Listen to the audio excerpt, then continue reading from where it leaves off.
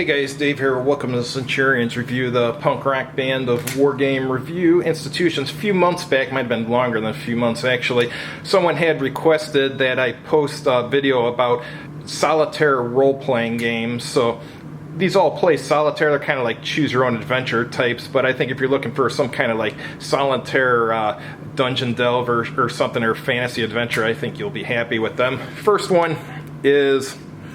This is a lone wolf adventure. This one's called Gray Star the Wizard.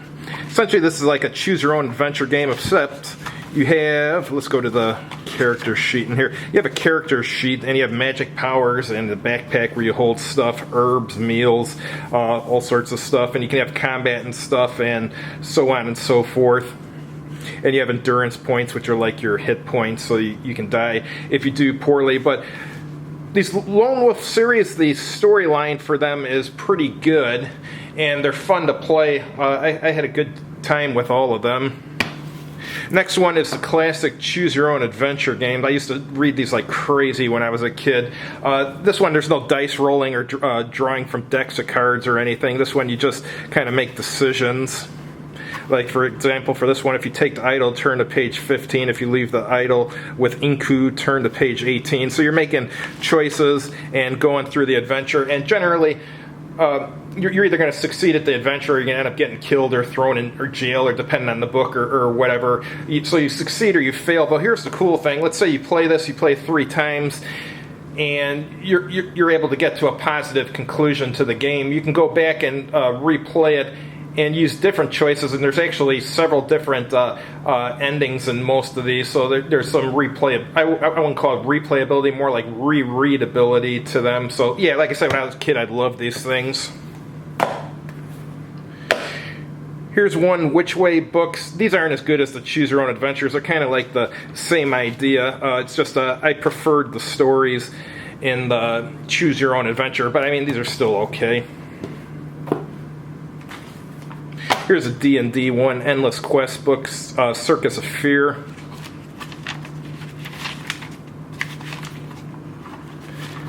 Yeah, I mean, this one wasn't bad at all.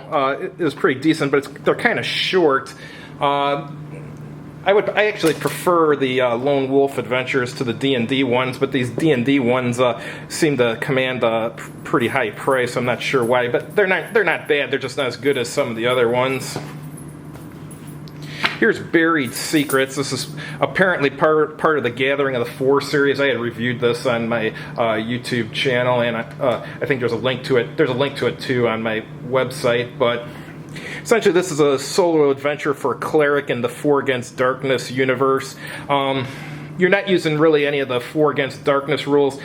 You have a character sheet, and you have a deck of cards, and using the deck of cards to resolve things, and you make choices. So it's kind of like it's kind of like a lone wolf adventure, but it's not bad. I think I paid like $6.99 for this. So yeah, it's a fun game to play, and you got religions and stuff in it too, and yeah, you got religions. And here's the different religions you can choose from, and so forth. This one I just read a few weeks ago. It's called Into the Dungeon, a Choose Your Own Path book. This is the only dungeon delve I know of that's from the Choose Your Own Path series. It's actually it's a decent storyline, and it's fun to play. I just thought it was too short. I think I got this on Amazon, and I probably paid... Well, I paid probably the $12.99 or whatever with free shipping, because I ordered several things. But I don't know. It just felt like it needed more. It needed the adventures to last longer, and it needed to have a larger number of different endings. But it was good, though. It just wasn't long enough. All right, here's Fabled Lands.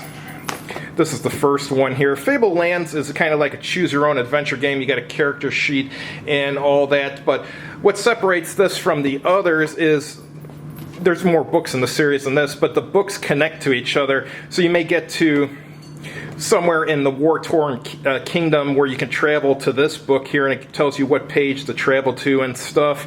My favorite of these books, I haven't read this one yet, but my favorite so far is the War-Torn Kingdom. This one isn't bad either, Over the Blood Dark Sea. And there's like keywords that they use in this, so if you've gone through a certain section, you get a keyword, and then if you go there again, it says, well, if you have this keyword, then basically it tells you another paragraph to go to, so you can skip that section and not keep redoing the same thing, so that's kind of cool.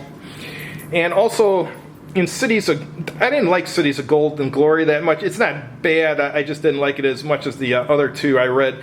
But in this one, you can do like investing and stuff to raise money. And herein lies the problem with this series.